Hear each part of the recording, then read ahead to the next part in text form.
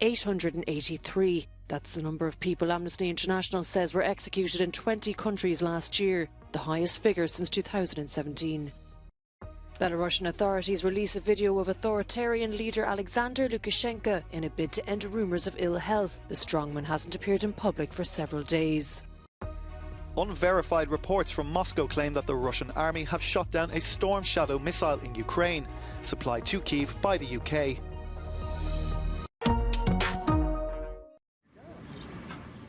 Executions across the globe have skyrocketed to their highest figure in 5 years. According to Amnesty International and the organisation's World Death Penalty report, 883 people are known to have been executed across 20 countries last year, marking a rise of 53% since 2021. In the league table of executioners, the top 5 are the USA with 18, Egypt with 24, Saudi Arabia with 196, Iran with over 576, and China, which has allegedly executed prisoners in their thousands. However, Beijing has shrouded its death penalty figures in secrecy. Amnesty also noted some countries who were not observing the death penalty have resumed the practice. Afghanistan, Kuwait, Myanmar, the Palestinian territories and Singapore. Close to 40% of all known executions were for drug-related offences. On the positive side, some countries have now abolished capital punishment, including Kazakhstan and Sierra Leone. Amnesty says 125 UN member states, more than ever before, are calling for a moratorium on executions. There is a glimmer of hope that the extreme punishment will be eventually regulated to the annals of history.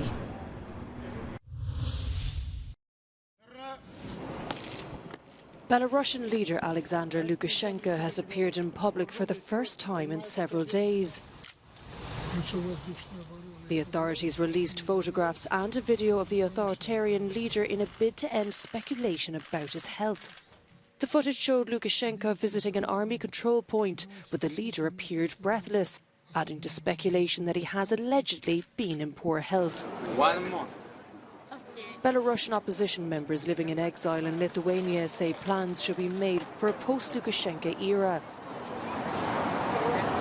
We actually don't know a lot of information about his state of health, but I think that he's very seldom doesn't appear for such a long period of time in public.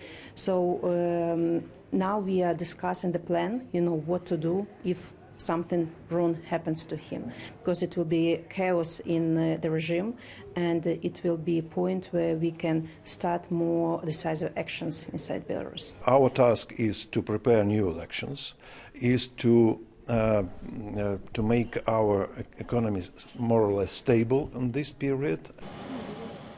Lukashenko has ruled Belarus since 1994. He's often been referred to as the last dictator in Europe. And his regime took a further repressive turn after mass anti-government protests in 2020.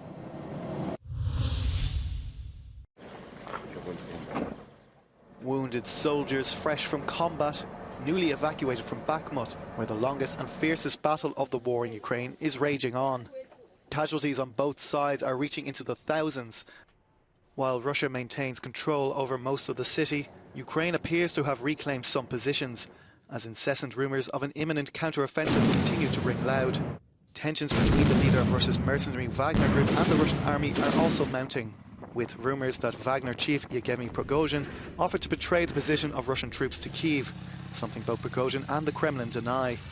Meanwhile, Moscow claimed on Monday that its forces had shot down a long-range Storm Shadow missile donated to the Ukrainian army by the UK, a report that is yet to be verified.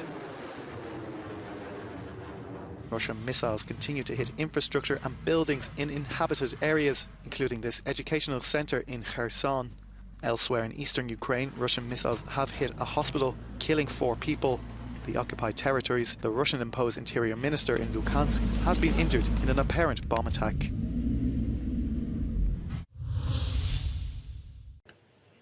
Russian forces conducted another series of drone and missile strikes against Ukraine over the weekend. The Institute for the Study of War says increasingly regular series of Russian drone and missile strikes are likely a part of a new Russian air campaign in Ukraine aimed at degrading Ukrainian abilities to conduct counteroffensive operations in the near term. The new Russian air campaign appears to be focused on Kyiv and alleged Ukrainian military, industrial and logistics facilities in deep rear areas, says the Institute for the Study of War. The alleged targets and limited nature of this campaign indicates that Russian forces are immediately concerned with current Ukrainian capabilities to launch counteroffensive operations, although the diminished effectiveness of these strikes are likely not significantly constraining Ukrainian capabilities writ large. Ukrainian forces continued counterattacking around Bakhmut on Sunday. Ukrainian Deputy Defense Minister Hanna Maliar reported that Ukrainian forces captured over 10 Russian positions on the northern and southern outskirts of Bakhmut over the course of the day on Sunday. Ukrainian Eastern Group of Forces spokesperson Colonel Serhiy Chrevatay emphasized that Ukraine's main goal in Bakhmut is to destroy Russian concentration areas and encircle the city, not to conduct frontal assaults. The Russian Defense Ministry denies these reports, saying, quote, there has been no breakthrough in the defense of Russian force. Moscow says that Ukraine has made massive attempts to break through to the north and south of Bakhmut, claiming all the attacks of the armed forces of Ukraine have been repelled. The Institute for the Study of War says the Russian Ministry of Defense is attempting to distract from recent Ukrainian successes near Bakhmut by praising Russian defensive efforts against the Ukrainian counterattacks. Poland has received its first shipment of US-made HIMARS rocket launchers as part of a defense upgrade amid security concerns due to the war in neighboring Ukraine. Warsaw is buying billions of dollars worth of weapons, chiefly from the US and South Korea, including fighter jets, to modernize its armed forces. Polish and Allied soldiers have also begun Anaconda 23 maneuvers in southeastern Poland, which include troops from the US, Romania and Slovenia. After several years of mounting tensions between Athens and Ankara, February's devastating earthquakes in Turkey have helped relations improve between the two neighbours. Even maritime violations in the Aegean are at a low. However, opinions are divided on how long this new friendship can last. Είναι πάρα πολύ πρόωρο για να συζητήσουμε για νέα σελίδα και είναι πάρα πολύ αποκλίνουσες οι θέσεις των δύο πλευρών για να πούμε ότι για να είμαστε αισιόδοξοι ότι θα υπάρχει γρήγορη οποιαδήποτε διευθέτηση. Βελτίωση των σχέσεων δεν σημαίνει ότι τα προβλήματα εξαφανίστηκαν. Σημαίνει απλώς ότι δεν βρισκόμαστε σε μια κατάσταση που εγκυμονούσε μια άμεση κρίση. Το 1999 οι σεισμοί σε Ελλάδα και Τουρκία είχαν φέρει πιο κοντά τις δύο πλευρές του Αιγαίου.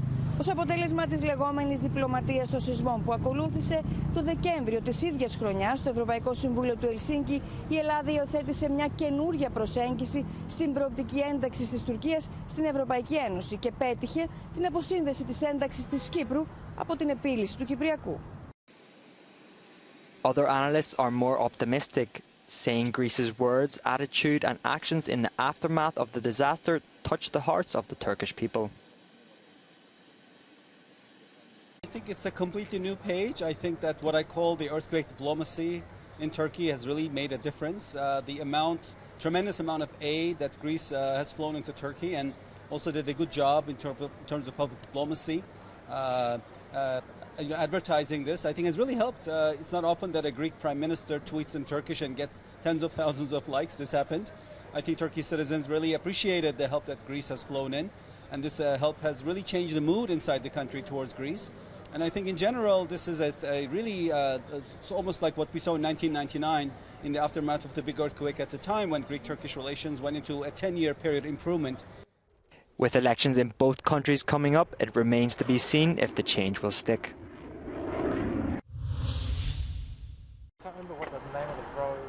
A fire in a 92-room hostel in Wellington, New Zealand has claimed the lives of 6 people, with more still missing. The Loafers Lodge hostel caught alight just after midnight on Tuesday, prompting an evacuation. Fire and Emergency New Zealand confirmed 11 people were unaccounted for and that parts of the hostel had collapsed. More than 3,300 households across New Zealand currently live in emergency housing, including more than 3,000 children. A golden statue welcomes visitors to the mausoleum where football hero Pele's remains are kept. Regarded by many as the greatest footballer of all time, Ore was laid to rest in the Brazilian city of Santos, overlooking the Vila Belmiro Stadium where he played for 18 years. It's located in what is said to be the world's tallest cemetery, and football takes pride of place alongside the man himself. Flags, his Santos, Brazilian national team and New York Cosmos t-shirts, and of course the eternal applause of his fans. All eyes will be on the San Siro tonight in Milan as the city's two footballing giants battle it out in the Champions League semi-final. After a 2-0 victory in the first leg, Inter face AC Milan, who will have to do without Ismael Benacer. Inter were the last Italian team to lift the trophy over a decade ago. Domani sappiamo che è una partita, una delle più importanti nella storia ultracentenaria dell'Inter, quindi sappiamo l'importanza della partita, quello che riveste per noi stessi, per la nostra società, per i nostri tifosi, quindi la dovremo interpretare nel migliore dei modi. Sappiamo che abbiamo un vantaggio, un meritato vantaggio. Tomorrow, Pep Guardiola's Manchester City will host Carlo Ancelotti's Real Madrid after a 1-1 draw in the Bernabeu. After a knee injury scare, tests confirmed this morning that Eduardo Camavinga will be available for Madrid.